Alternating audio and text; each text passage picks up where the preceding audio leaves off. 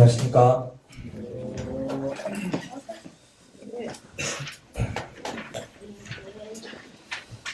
네, 2024년 두 번째 수요 집회 시간입니다. 새해가 벌써 열흘이나 지났는데 성도님들 모두 어떻게 새로운 한 해를 시작하고 계신지 궁금합니다. 네, 저는 지난해 8월 달에 수요 집회 단에 올라오고 참 오랜만에 이렇게 올라와서 교제를 하게 되었습니다. 지난번에 제가 올라왔을 때는 제가 그때 당시에 생각하고 어떤 묵상했던 그런 내용들에 대해서 나누었습니다. 제가 지난해 6월에 회사에서 부서 이동을 하게 되었고 또 7월 달에 남아공에서 다운 형제가 막 강도를 만난 그런 일도 있었고 또 암 판정을 받은 저희 아버지와 또 둘째 고모의 수술을 이틀 앞두고 있는 그 날 제가 이렇게 올라와서 수요 집회 단을 사용했었는데 그때 묵상했던 그런 제가 그때 내용들을 올라와서 나눴었는데 오늘은 또 그 이후에 제가 묵상한 내용 중에 좀 저에게 많은 힘이 되었던 그런 말씀들을 함께 나누려고 합니다. 성도님들 혹시 역치라는 단어를 알고 계십니까? 이 역치라는 단어는 사전적 정의를 보면 생물이 어떤 자극에 반응을 일으키는데 필요한 최소한의 자극의 색이라고 합니다. 어떤 사람은 사소한 일에도 넘어질 수 있고 또 어떤 사람은 그렇지 않은 것을 우리가 살아가다 보면 많이 경험하게 됩니다. 저 사람은 저 어렵고 힘든 것을 극복해냈구나. 나에겐 너무나도 힘들고 어려운 일인데 그러다 보니까 이 사회는 더 높은 역치를 요구하고 자신의 그 기준을 높이기 위해 엄청나게 노력을 하게 됩니다. 저 또한 세상을 살다가 마주하는 수많은 일들을 극복하고 살아가기 위해 제 나름대로의 기준을 어떻게 높일 수 있을까 고민을 참 많이 하게 됩니다. 하지만 일단 저는 저의 고민은 잠시 내려놓고 또 저의 생각도 내려놓고 세상에서 말하는 그런 방법들도 내려놓고 그 어떤 선입견 없이 말씀을 묵상을 하면서 잠언 말씀을 이렇게 쭉 묵상을 하고 또 이거를 정리한 어떤 한 글을 읽게 되었는데 이런 것들을 묵상해 보려고 시도를 하게 되었습니다. 잠언에서 이 지혜로운 사람들은 어떠한지 그렇게 정리되어 있는 그런 글이었는데 이거를 읽게 되면서 이거를 또 참고하면서 저도 나름대로 잠언에서 지혜로운 사람들은 어떠할까 한번 정리를 해보았습니다. 첫 번째로 지혜로운 사람은 하나님의 말씀을 듣습니다. 지혜 있는 자는 듣고 학식이 더할 것이요 명철한 자는 모략을 얻을 것이라. 잠언과 비유와 지혜 있는 자의 말과 그 오묘한 말을 깨닫으리라. 잠언 1장 5절에서 6절 말씀입니다. 또 우리는 믿음은 들음에서 오며 들음은 하나님의 말씀에 의해 오느니라. 이 기록된 것처럼 우리의 믿음 또한 하나님의 말씀에서 온다는 것을 알 수 있습니다. 이 시대에는 저희가 가지고 있는 성경책뿐만 아니라 성경책을 통해서도 하나님의 말씀을 우리가 읽을 수 있고 또 하나님의 말씀을 전하는 수많은 책들 또 영상들이 넘쳐나고 있습니다. 예수님께서 씨 뿌리는 자에 대한 비유를 말씀하시고 너희가 무엇을 듣는가 스스로 삼가라라고 이런 표현을 말씀을 하셨습니다. 너는 귀를 기울여 지혜 있는 자의 말씀을 들으며 내 지식에 마음을 둘지어다. 잠언 22장 17절 말씀입니다. 우리는 지혜 있는 자의 말씀을 귀 기울여 듣고 하나님의 말씀에 마음을 두어야 합니다. 이것이 이 지혜로운 사람은 하나님의 말씀을 듣는 것을 말씀들을 통해서 볼 수 있게 됩니다. 이어서 18절을 보면 이것을 내 속에 보존하며 내 입술에 있게 하니 아름다우니라. 내가 너로 여호와를 의뢰하게 하려 하여 이것을 오늘 특별히 내게 알게 하였노니 내가 모략과 지식의 아름다운 것을 기록하여 너로 진리의 확실한 말씀을 깨닫게 하며 또 너를 보내는 자에게 진리의 말씀으로 회답하게 하려 함이 아니냐. 진리의 확실한 말씀을 깨닫고 또 다른 영혼들에게 진리의 말씀으로 화답해야 한다는 것을 이 말씀을 통해서 볼 수 있습니다. 지난주 수요일 단에서도 말씀으로 사는 그런 것에 대해서 우리가 교제에 함께 나눴었고, 또 레위기 말씀에 주께서 모세에게 말씀하여 이르시되 아론과 그의 아들들과 이스라엘의 모든 자손에게 말하고 그들에게 이르기를 주께서 명령하신 것이 이러하니라 말씀을 함께 교제를 나눴습니다. 지혜로운 사람이 들어야 하는 것은 어떤 저희의 마음을 움직이게 하는 그런 말들이 아니고, 또 어떤 경험들이 아닌 그런 것들이 아닌 주께서 명령한 것이 이러하니라, 여기에 초점을 두고 우리는 하나님의 말씀을 듣는 자들이 지혜로운 자라는 것을 우리는 말씀들을 통해서 확인할 수가 있습니다. 두 번째, 이 지혜로운 사람의 특징 중에 하나는 하나님을 두려워하는 사람입니다. 잠언 1장 7절에서 여호와를 경외하는 것이 지식의 근본이오늘 미련한 자는 지혜와 훈계를 멸시하느니라.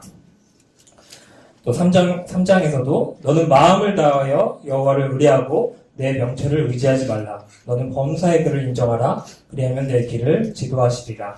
스스로 지혜롭게 여기지 말지어다. 여호와를 경외하며 악을 떠날지어다. 이렇게 말씀을 하고 있습니다. 지혜로운 사람은 하나님을 존중히 여기며 하나님의 뜻대로 살려고 합니다. 마음을 다하여 하나님을 신뢰하고 범사의 하나님을 인정하며 스스로 지혜롭다 여기지 않으며 여호와를 경외하며 악으로부터 멀리 떠나게 됩니다. 어떻게 보면 이 모든 것은 복음을 이해하고 믿는 것이 가장 지혜로운 것이라고 생각할 수 있습니다. 천지 만물을 창조하신 하나님의 존재를 믿는 것, 또 내가 죄 가운데 태어난 죄인이라는 사실과 이 죄를 계속해서 짓는 이 죄를 도저히 스스로 끊을 수 없으며 다 씻을 수 없으며 우리 대신 하나님의 어린 양으로 저희 모든 죄를 감당하신 예수 그리스도를 믿는 것, 하나님과 함께 영원한 생명으로 살아갈 수 있다는 것을 믿는 것이 가장 지혜로운 것이라고 또 생각해 볼 수가 있습니다. 왜 그렇게 생각을 하게 되었냐면 디모데후서 말씀에 또 내가 어려서부터 성경을 알았나니 성경은 능히 너로 하여금 그리스도 예수 안에 있는 믿음으로 말미암아 구원에 이르는 지혜가 있게 하느니라라고 성도님들 다 아시다시피 기록이 되어 있습니다.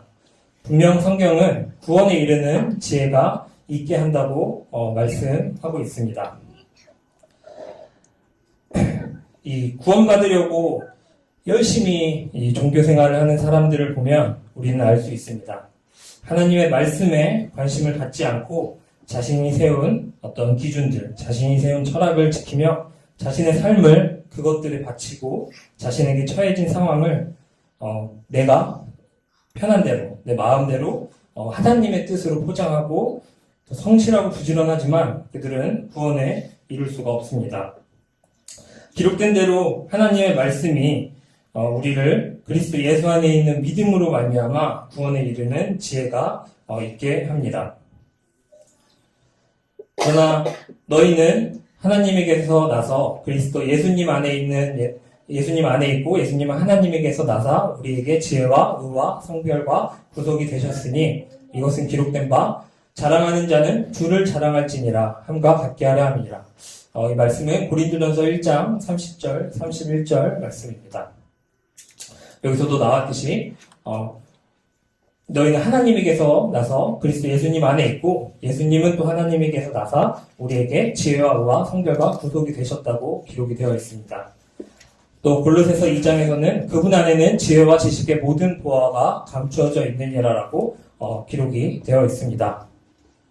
예수님은 우리에게 지혜가 되셨다고 말씀하시고 예수님 안에 지혜와 지식의 모든 보화가 감추어져 있다고 합니다. 예수 그리스도를 발견하고 또 그분을 신뢰하고 그분을 자랑하고 그분을 순종하며 사는 것이 지혜로운 사람의 특징인 것을 말씀을 통해서 확인할 수가 있습니다. 다시 잠언 말씀에 여호와를 경외하는 것이 지식의 근본이오늘 미련한 자는 지혜와 훈계를 멸시하느니라. 이 말씀을 보게 되면 지혜로운 자는 하나님을 두려워하기 때문에 예수 그리스도를 통한 하나님의 뜻을 믿고 순종하게 되는 것입니다. 또 잠언 23장에 이런 말씀이 있습니다. 내 마음으로 죄인의 형통을 부러워하지 말고 항상 여호와를 경외하라. 정령이 내 장래가 있겠고 내 소망이 끊어지지 아니하리라. 이 잠언 말씀에서는 죄인을 부러워하지 말고 항상 하나님을 두려워하면 소망이 끊어지지 않고 장래가 있다고 말씀하고 있습니다. 또 잠언 15장에서는 적게 가지고도 주를 두려워하는 것이 많은 재산을 가지고 그것으로 인해 괴로워하는 것보다 나으니라 라고 기록이 되어 있습니다. 주님을 두려워하는 것이 주님을 두려워하는 것이 중요하고 이 많은 재산을 가지는 것이 중요한 게 아니라고 말씀하고 있습니다. 이 시대에 겪는 많은 어려움들이 있지만 그중 상당수가 제 생각에는 좀 물질적인 것에서 오는 것 같습니다. 보통 이 사원수가 많은 회사일수록 직원들의 업무를 평가하는데 굉장히 많은 비용을 지출을 하게 됩니다. 그래서 저도 회사에서 받는 스트레스 중에 상당 부분을 차지하고 있는 게 이 평가입니다. 저희는 매번 1년에 4번 분기별로 이제 평가를 받게 되는데 이 평가로 인해서 내가 성과금을 받느냐 안 받느냐도 결정이 되고 또 성과금을 얼마를 받는지 이제 나눠지게 됩니다. 그리고 그 평가를 기준으로 나의 어떤 그런 업무 이런 실력이 판단이 되기 때문에 그 다음 업무를 맡게 될 때 이것을 기준으로 업무를 맡게 되고 또 저의 이력서가 달라지게 됩니다. 근데 성경에서는 하나님 말씀에서는 많은 재산을 가지고 그것으로 인해 괴로워하는 것보다 적게 가지고도 주를 두려워하는 것이 낫다고 말씀하고 있습니다. 물론 지금 시대에 웬만한 직장인들은 좋은 평가를 받는다고 사실 많은 재산을 가질 수는 없습니다. 하지만 이 말씀에서 중요한 것은 적게 가지는 것이나 이 많게 가지는 것이 아니고 어떤 방향으로 내가 나아가고 있는가인 것 같습니다.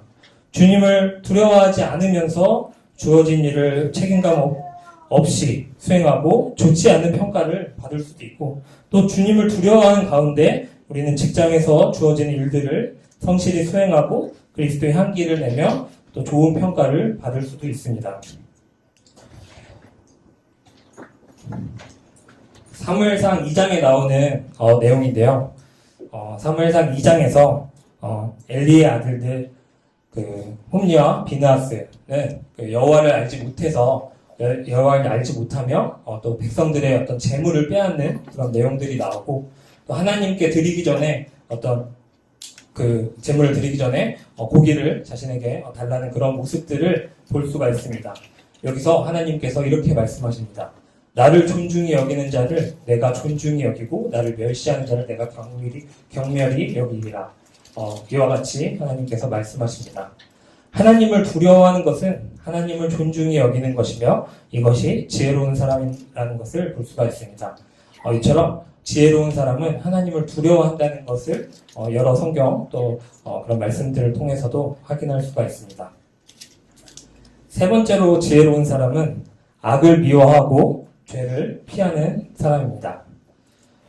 지혜로운 자는 두려워하여 악을 떠나나 어리석은 자는 방자하여 스스로 믿느니라. 잠언 14장 16절 말씀입니다. 우리는 창세기에서 요셉이 유혹을 이기는 것을 볼 수가 있습니다. 악을 미워하고 이 죄를 피하는 것은 어떻게 보면 사람이 할 수 없는 그런 영역입니다.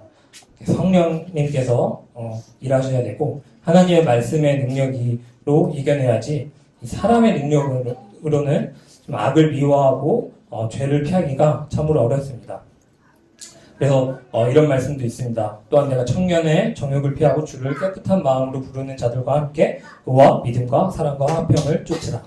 우리는 이것을 이길 수 없다는 것을 알기 때문에 피하고 주를 깨끗한 마음으로 부르는 자들과 함께하라고 또 디모데후서에서 말씀을 하고 있습니다.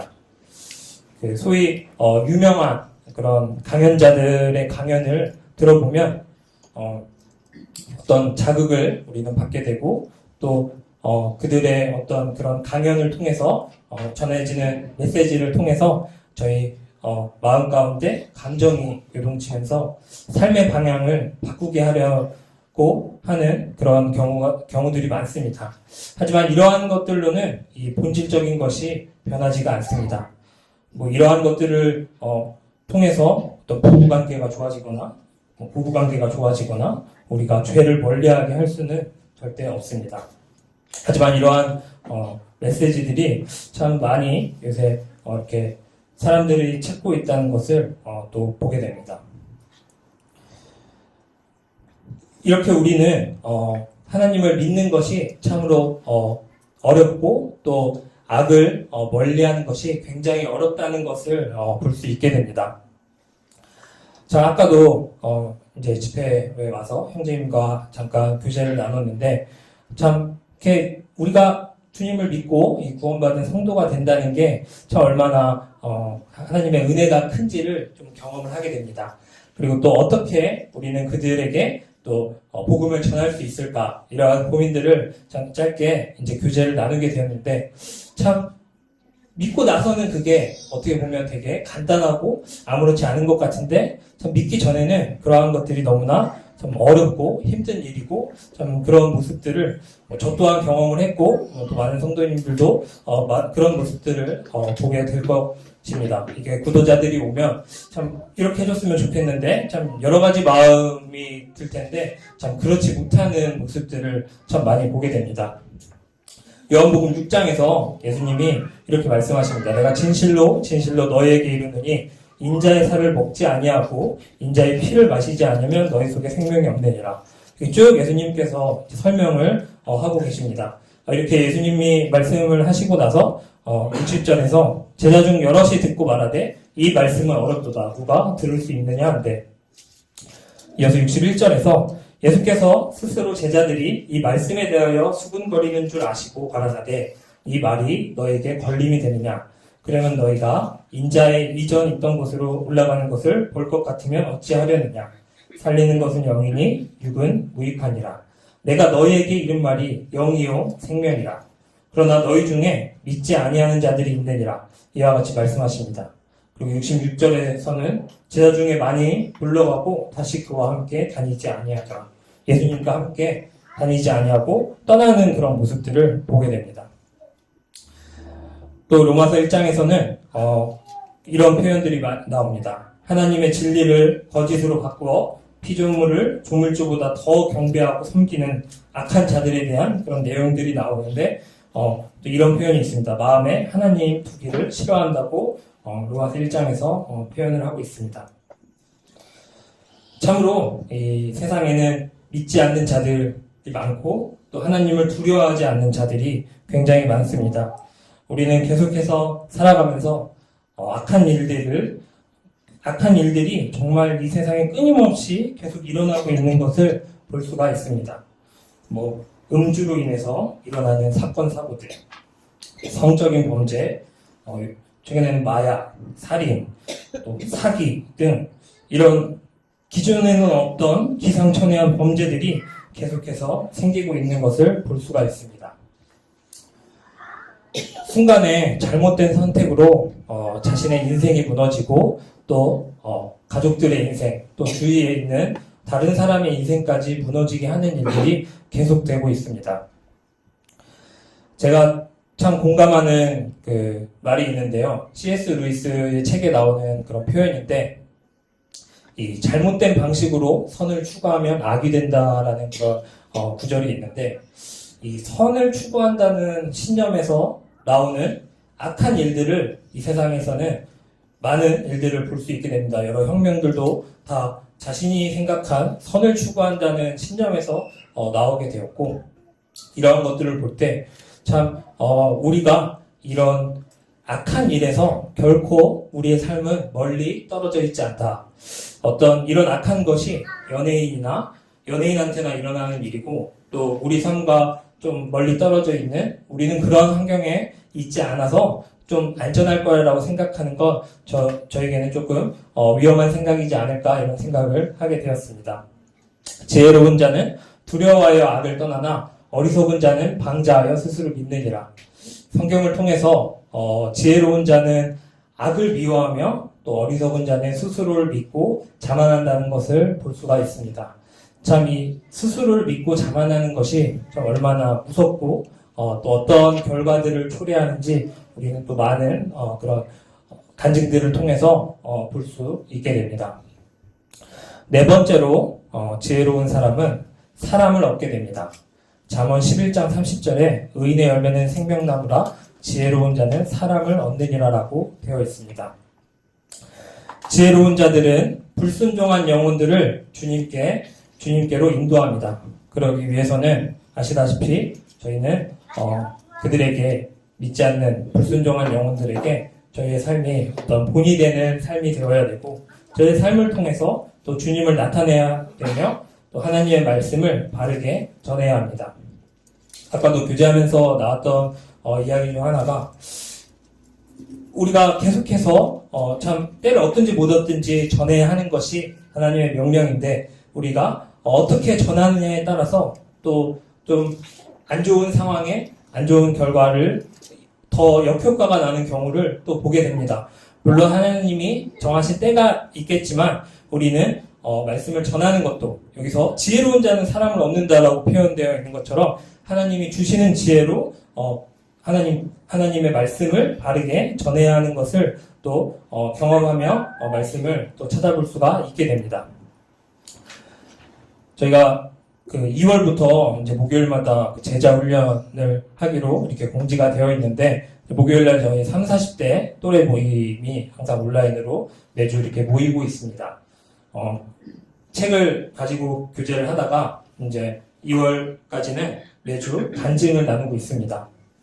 구원 간증, 결혼 간증, 생활 간증 등 여러 간증들을 나누는데 우리가 보통 이런 간증을 들어보면 하나님을 믿지 않은 영혼이 믿게 되는 그런 간증, 구원 간증을 들었을 때 정말 감동이 많이 되곤 합니다. 성도님들께서도 이제 저희가 침례식이 있기 전에 이렇게 구원 간증을 듣게 되면 참 굉장히 아직 어리고 좀 미숙한 그런 표현들도 많이 있겠지만 그 간증을 통해서 많은 감동을 받게 되는 것을 저도 많이 보게 되었습니다. 또 우리가 살아가면서 결혼 간증뿐만 아니라 이런 생활 간증을 통해서도 증거하는 그런 하나님의 역사하심이 참 형제님들의 그런 형제 자매님들의 간증 등을 통해서 참 많은 감동을 우리가 받게 되는 것을 보게 됩니다. 로마서 1장에 바울이 이렇게 말합니다. 내가 복음을 부끄러워하지 아니하노니 이 복음은 모든 믿는 자에게 구원을 주시는 하나님의 능력이 됨이라. 첫째는 유대인에게요 또한 헬라인에게로다. 복음에는 하나님의 의가 나타나서 믿음으로 믿음에 이르게 하느니 기록된 바 오직 의인은 믿음으로 말미암아 살리라 함과 같으니라. 로마서에 기록된 대로 이 바울을 통해 하나님의 능력이 나타나고 또 믿지 않는 자들에게 바울은 하나님을 증거하게 됩니다. 우리가 이런 간증 또 우리가 세상 가운데 나아가서 동일하게 우리는 하나님을 증거하는 삶을 살아가는 어떻게 보면 그런 또 명령을 우리는 가지고 있습니다. 우리도 동일하게 바울과 동일하게 하나님을 증거해야 되며 이것을 통해서 하나님의 능력을 나타내야 합니다. 이렇게 저는 그 지혜로운 자들의 특징을 좀 한 4가지 정도로 이제 분류를 해봤는데요. 최근에 저에게 좀 많은 영향을 주었던 그런 말씀들을 통해서 정리를 하였고, 뭐 많은 성도님들이 잠언이 이제 31장으로 되어 있어서 하루에 한 장씩 읽으시는 분들 많이 있으시고 또 다른 책에 비해서 비교적 많이 읽었으리라고 생각이 됩니다. 저도 생각을 해보면 잠언이 다른 이제 그런 책에 비해서 전체를 읽는 게 더 많이 읽었던 것 같습니다. 그래서 다들 잘 아시겠지만 잠언에는 굉장히 좋은 그런 말씀들이 정말 많습니다. 지혜에 관한 말씀도 정말 많겠지만 그 중에서 또 제가 그런 경험했던 것들을 통해서 이런 지혜로운 사람은 어떠한다라는 것을 한번 정리를 해보았습니다. 저와 성도님들 모두 하나님의 말씀으로 이런 지혜로운 자가 되어서 사랑을 얻고 또 악을 미워하고 또 죄를 피하고 또 하나님의 말씀을 듣고 하나님을 경외하는 그런 사람들이 그런 성도들이 되어서 우리 또 2024년에는 믿지 않는 영혼들을 인도하여서 열매를 많이 맺기를 이 자리를 빌어 기도하며 귀한 시간 또 허락해 주셔서 감사드립니다. 이상 마치도록 하겠습니다. 안녕하십니까. 오늘은 레이기 말씀 패스. 동욱 형제님 참 말씀 잘 하시지요. 예. 저도 저렇게 좀 해봤으면 하는 생각이 듭니다.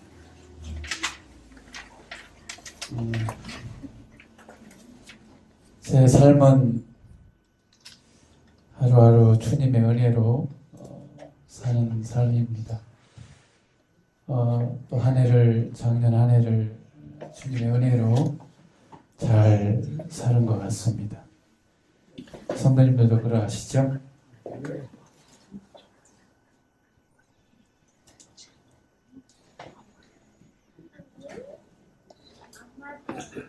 돌아오는 주일에 제가 말씀 교제해야 되는데 부담이 큽니다. 기도 좀 세게 좀 해주세요.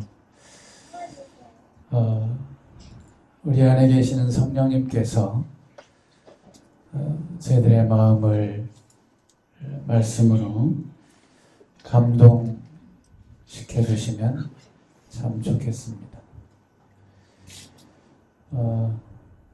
우리 박재인 모치님 소천하셔서 지난 금요일 또 토요일 주일 이렇게 시간을 이렇게 다녀오면서 토요일 날 우리 추모 예배를 이제 함께 드리면서 많은 성도님들이 함께 해주셨는데 마치고 전철 타고 돌아오는 길에 장례식장 나올 때부터 눈이 엄청나게 이렇게 왔어요. 그래서 차 가지고 오신 성도님들은 무척 힘드셨지 않았을까 그런 생각을 했는데 잠실 종합운동장 전철 나와서 나오는데 뭐 퐁퐁 쏟아지는데 눈은 많이 이렇게 쌓여 있고 그래서 내일 새벽에 6시까지 장례식장 가야 되는데 마음이 그냥 큰일입니다.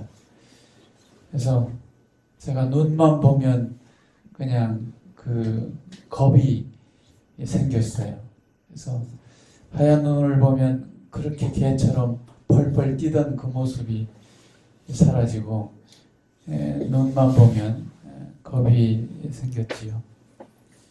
그래서 더군다나 눈이 펑펑 내리고 쌓이는데 내일 아침에 영하 날씨라고 그러는데 영하 4도 이거 얼으면 전철을 이틀을 타고 다녔는데 내일 새벽에 가야 되니까 차를 가지고 가야 빨리 도착해서 6시 반에 발인 예배를 이렇게 하고 7시에 이제 가는 여정을 하기로 이렇게 되어 있어서 걱정이 이만저만아닙니다. 그래서 도저히 제가 차를 가지고 갈 용기가 이렇게 안 생겨요. 이제 눈만 오면 비만 오면 걱정입니다.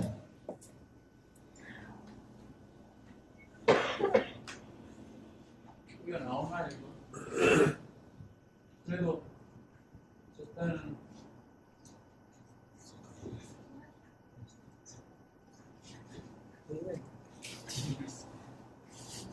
이거 뭔지 아세요? 베스트 드라이버. 뒤를 써야지. 뒤를 써야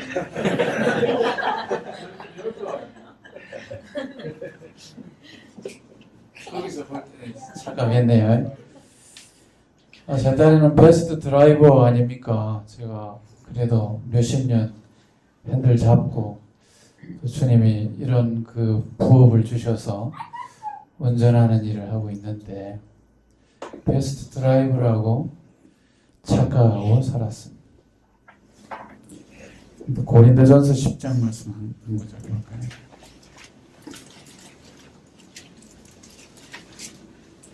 요즘 사는 게 얼마나 어리버리한지 이래 뒤집고 저래 뒤집고 막 어리버리합니다.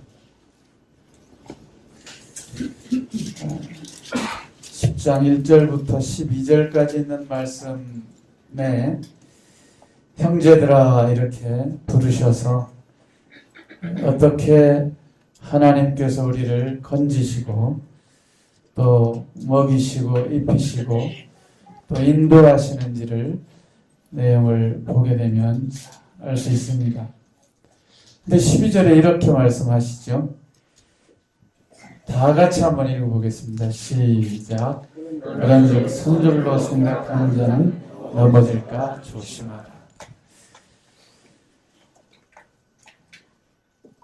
형제들아 하면서 주님께서 저희들에게 저희 각자에게 또 저희 마음을 이렇게 말씀을 하시죠. 너희가 알지 못하기를 원치 아니하는데 우리 조상들이 다 구름 아래 있고 바다 가운데로 지나며 모세에게 속하여 다 구름과 바다에서 침례를 받고 하나님께서 우리를 이스라엘 백성을 구원하셨듯이 우리를 이 죄 가운데서 구원하시고 이제 은혜 안에서 살게 하시고 다 같은 신령한 식물을 먹고 다 같은 신령한 음료를 마셨다고 말씀하십니다. 또 저희를 따르는 신령한 반석으로부터 마셨다고 하시고 그 반석이 곧 그리스도 예수시라고 말씀하시죠. 그래서 우리의 터는 우리의 반석은 예수 그리스도시죠. 그런데 이와 같은 삶 가운데서 다수가 하나님을 기뻐하지 않고 이 광야에서 악함의 길로 걷고 있는 모습들을 설명합니다. 이러한 일들이 거울이 되어서 우리로 하여금 6절에 저희가 악을 즐겨한 것 같이 너희가 악을 즐겨하는 자가 되지 않게 하려 함이라고 이렇게 말씀을 하셔요. 그래서 우상을 숭배하지 말고 간음하지 말고 시험하지 말고 원망하지 말고 이와 같은 말씀들을 하십니다. 그래서 제가 전석 형제님한테 문자 드렸어요. 형제님, 저 도저히 차를 가지고 갈 수가 없으니 아침에 차를 가지고 가시면 저 좀 태우고 가세요. 그랬더니 그어서 집에 건너서 기다리고 있어. 내가 태우러 갈게. 그래가지고 태우러 와서 제가 타고 장례식장에 6시까지 잘 도착해서 발인 예배 드리고 일을 잘 마쳤습니다. 제가요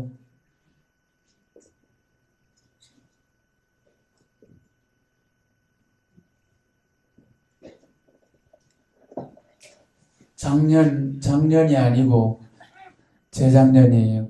재작년 5월, 재작년 7월, 재작년 12월에 제가 사고를 1년 만에 3번을 났습니다. 이 대단한 겁니다. 제가 지금까지 운전해갖고 사고를 내본 적이 없거든요.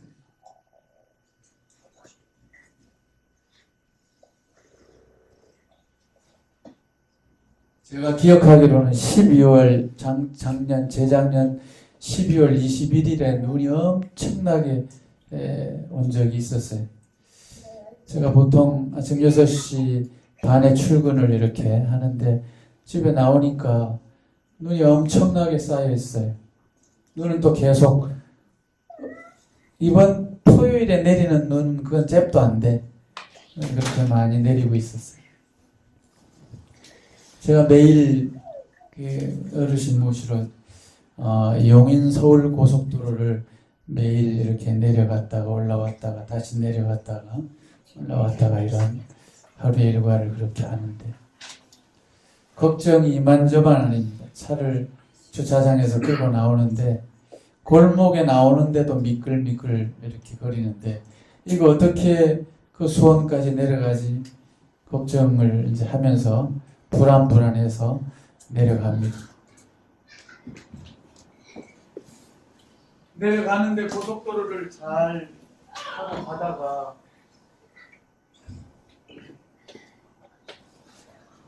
이게 1차선, 2차선, 3차선이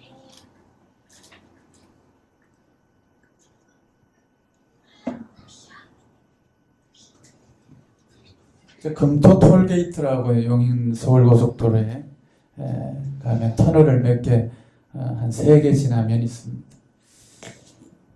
금토 톨게이트 가기 전에 그 다리가 있는데 그 밑에는 바로 경부고속도로고요. 그래서 터널을 한 번 지나고 두 번이나 그 속 100km거든요. 그래서 제가 한 7, 80km 가다가 한 70km로 줄였던 것 같아요. 제가 중앙 분리대예요. 2차선에서 제가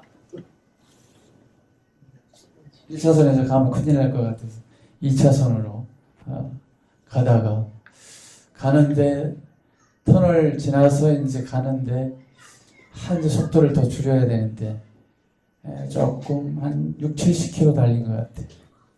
가다가 그대로 미끄러지기 시작합니다. 그래서 핸들을 1차선으로 막 진행을 하는데 핸들을 돌려도 먹지를 않아요. 눈 이만큼씩 쌓여 있으니 안 되는 거예요.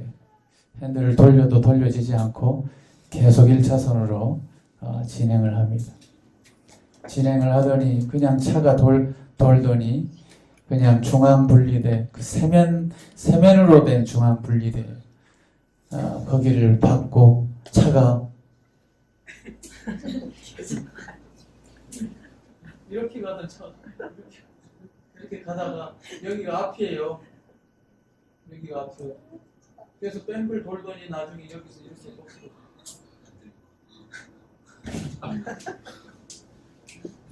차가 돌고 돌아서 두 바퀴 돌아요. 그 병판에서 제가 두 바퀴 돌아가지고 반대 방향으로 3차선에서 딱 섰어요.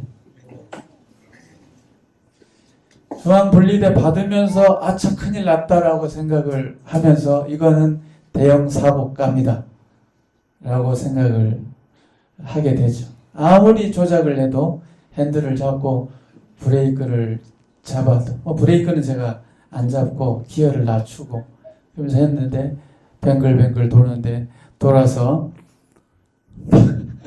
이렇게 가는 차가 이렇게 쓰는 베스트 드라이버인데 그래서 받음과 동시에 돌면서 백미러를 보고 앞을 보는데 차가 두 대가 오고 있었어. 1차선에서 한 대, 3차선에서 한 대. 그때 6시 한 40분.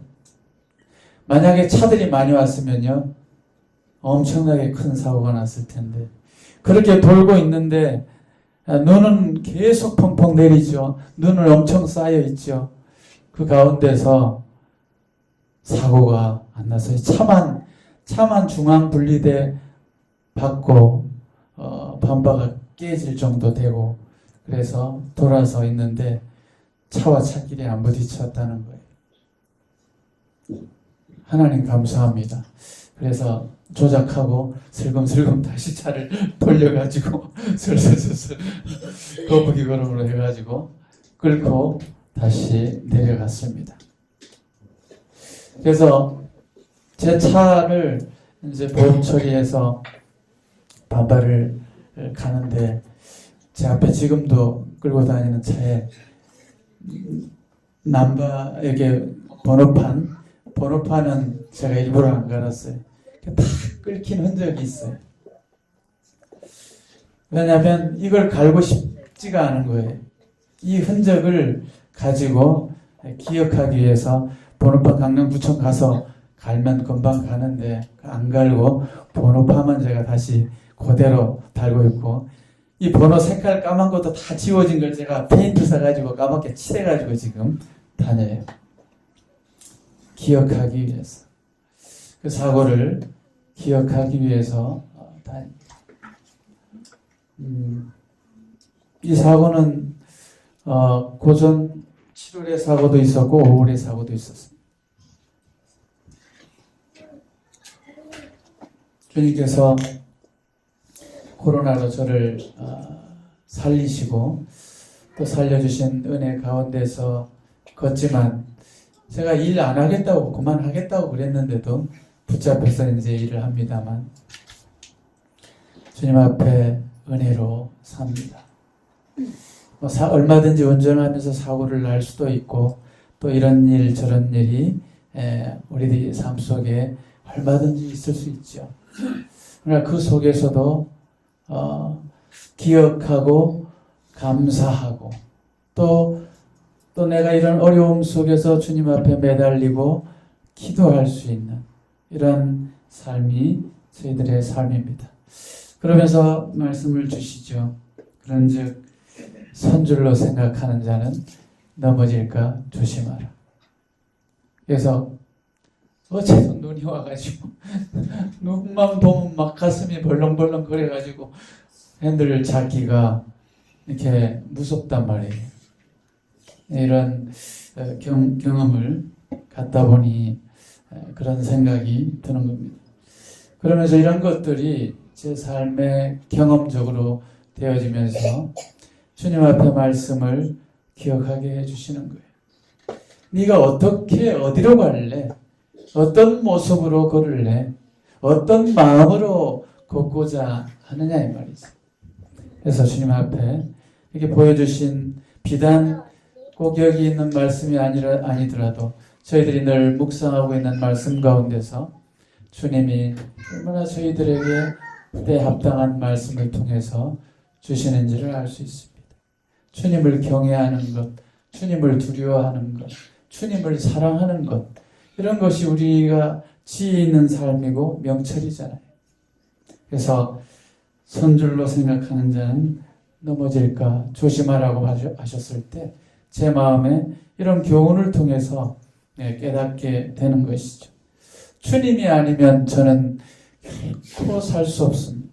주님이 아니면 저는 결코 걸어갈 수가 없습니다.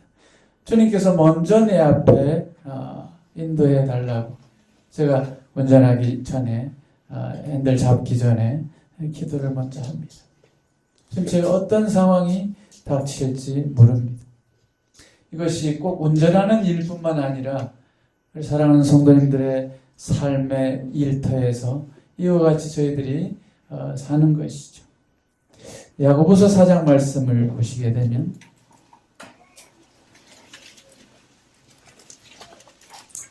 야고보서 4장에 있는 말씀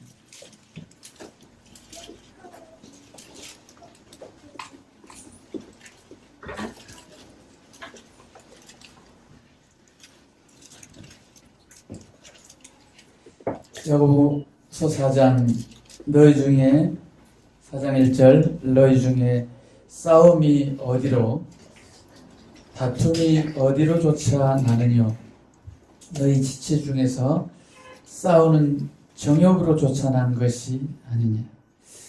정욕으로 조차 난대요. 싸움이. 너희가 욕심을 내어도 얻지 못하고 살인하며 시기하여도 능히 취하지 못하나니 너희가 다투고 싸우는도다. 너희가 얻지 못하면 구하지 아니하며 구하여도 받지 못하면 정욕으로 쓰려고 잘못 구함이니라. 우리가 싸우게 되는 것, 또 얻지 못하는 이유, 이 잘못 타고 있는 거죠. 행여 우리의 삶에 잘못 구하는 부분이 있다면 바꿔야 하는 것이죠. 그래서 4절에 가늠하는 여자들이요 세상과 벗된 것이 하나님의 원수임을 알지 못하느냐. 하나님 사랑하라고 했는데 이게 하나님 사랑하는 것 반대로 하고 있다면 이게 하나님과 원수된다고 말씀을 하십니다. 그래서 그런즉 누구든지 세상과 벗이 되고자 하는 자는 스스로 하나님과 원수가 되게 하는 것이라고 말씀합니다. 하나님께서 우리를 세상 가운데서 빼내 주신 거잖아요. 구별해 놓아 주신 거잖아요. 애굽에서 이스라엘 백성을 구원해 주신 것처럼 우리를 이 세상 죄악 가운데서 빼내 주셔서 이제 거룩하신 하나님을 따라서 거룩한 삶으로 하나님을 사랑하며 하나님 사랑해 달라고 우리가 그 정도도 못해? 라고 하지만 어찌 우리의 모습은 하나님 사랑하는 건 고사하고 이 세상을 사랑해서 세상과 벗이 되려고 하는 이런 우리의 아직 이 변하지 않는 습성을 가지고 있다는 것이죠. 그래서 하나님 말씀합니다. 너희가 5절에 하나님이 우리 속에 거하게 하신 성령이 시기하기까지 사모한다 하신 말씀을 헛된 줄로 생각하느냐? 라는 것이죠. 하나님이 우리 속에 거하세요.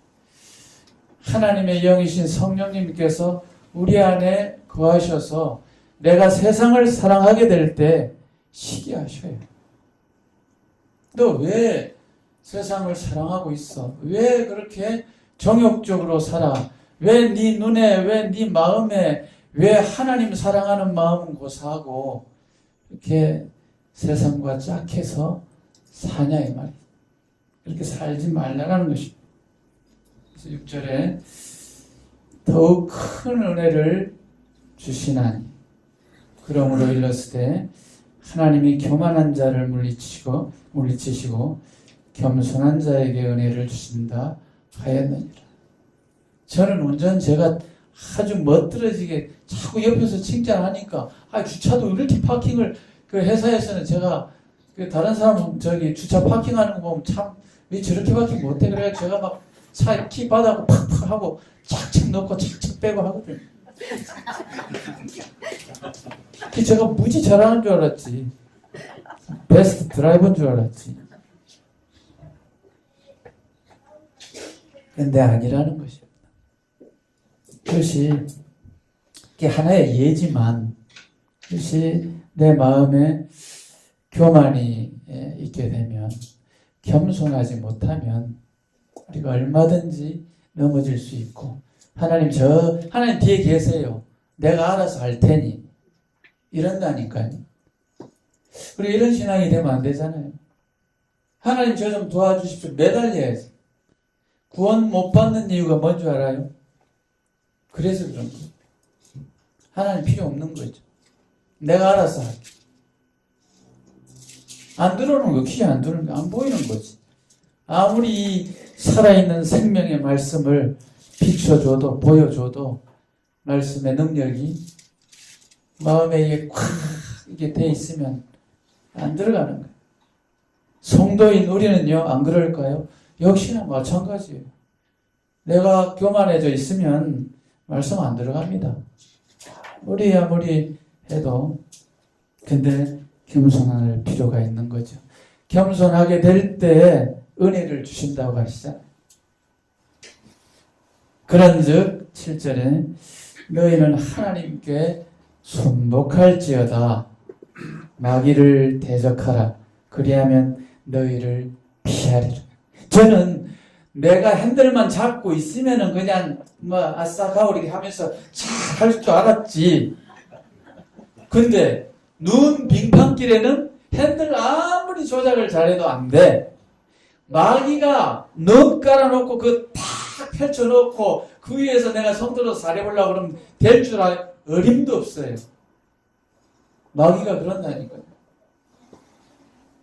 눈밭에서 아무리 내가 베스트 드라이버고 핸들 잘 돌리고 브레이크 잘 밟아도 안 돼.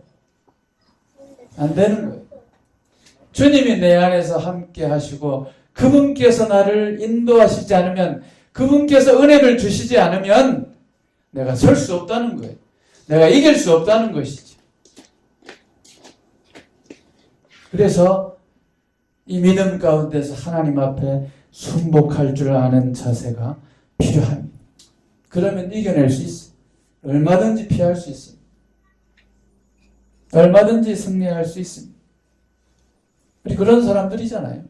그런 사람들로 하나님께서 빼내주셔서 이 놀라운 하나님의 자녀들로 양자 삼아 주셨잖아요.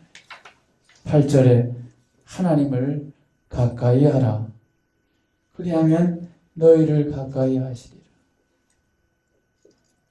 하나님 앞에 그렇게 놀라운 은혜를 덧입고도 하나님 가까이 안 하는 사람들이 참 많지요.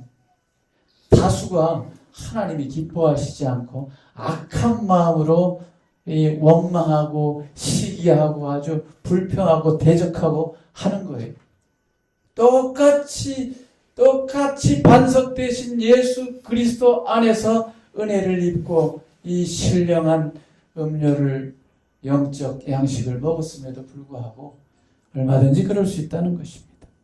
그러나 우리가 두 마음을 품지 않고 하나님을 가까이 하면 하나님께서 가까이 하신대. 맞는 말씀이죠. 9절에 슬퍼하며 애통하며 울지어다. 너희의 웃음을 애통으로, 너희 즐거움을 근심으로 바꿀지어다. 주 앞에서 낮추라. 그리하면 주께서 너희를 높이시리라. 우리의 삶에 우리 주님께서 우리의 삶이 참 별 볼 일 없는 거라고 해요. 안개처럼 휙 지나가 버린다고요. 우리 박재인 모치님 97세, 만 96세로 주님 나라 가셨는데, 참 아까 집회 전에 이 조카되는 자매님이 전화가 왔어요. 자매님 장례식도 못 참석하시고 해서 해주셔서 감사하다고, 잠실교회 성도님들께 감사하다고. 주님 나라 가신 그 모친을 뵐 때 기억이 나는, 우리도 곧 우리의 인생 속히 안개처럼 지나가는 이 나그네 인생, 우리의 장막집이 무너지면 장차 우리에게 영원한 집으로 약속하신 그 나라를 생각하면서 주님을 바라보면서 사는 것입니다. 그래서 겸손함으로 우리 주님 앞에, 말씀 앞에 겸손히 순종할 수 있는 우리의 모습이 될 때 주님께서 더욱더 우리에게 힘주시고, 또 올 한 해 이제 우리의 삶 가운데 더욱더 하나님을 기쁘시게 해드리는 삶이 되면 참 좋겠다. 그래서 이제는 베스트 드라이버라고 안 하려고. 그래서 겸손히 주어지는 환경 속에서 되어지는 삶 가운데 주님 바라보면서 주님 의지하고 이렇게 살았으면 참 좋겠다, 그런 생각을 하게 됩니다. 큰 사고를 3번, 5월달이 제일 큰 고속도로에서, 또 용인 서울 고속도로에서 아주 제가 제대로 앞에 차를 받아버렸어요. 그런 사고도 있고 이런 사고를 당했는데, 그래도 주님께서 저를 지켜주시지 않으셨다면 저는 살 수 없는 존재다, 그런 생각을 합니다. 성도님도 그러하시죠? 네. 그래서 그렇게 마치겠습니다.